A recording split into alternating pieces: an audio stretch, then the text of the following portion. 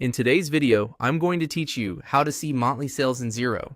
By the end, you'll know exactly how to pull your sales activity for a specific month using one of Xero's built-in reports, filter it to the right account, and update the view so the totals reflect the dates you care about.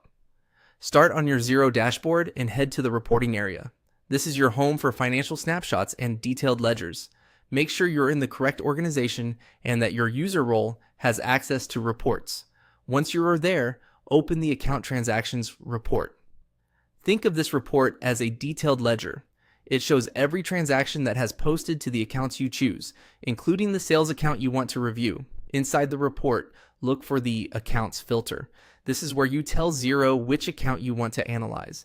In most setups, your revenue is recorded to an account named something like Sales or Sales Revenue. Use the search field to quickly find it. If your chart of accounts includes multiple revenue lines, you can select the one that represents the sales figure you track for monthly performance. Keeping your selection focused ensures the report only lists the activity that truly counts towards sales. Next, set the date range so you're looking at the exact month you need.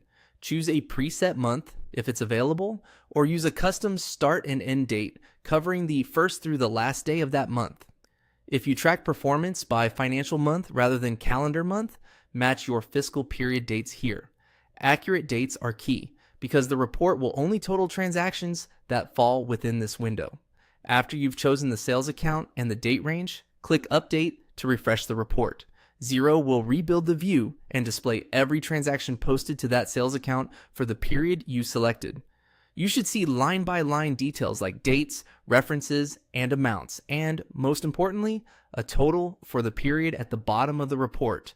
That total represents your sales for the month based on the account you filtered. A few quick tips as you review the numbers.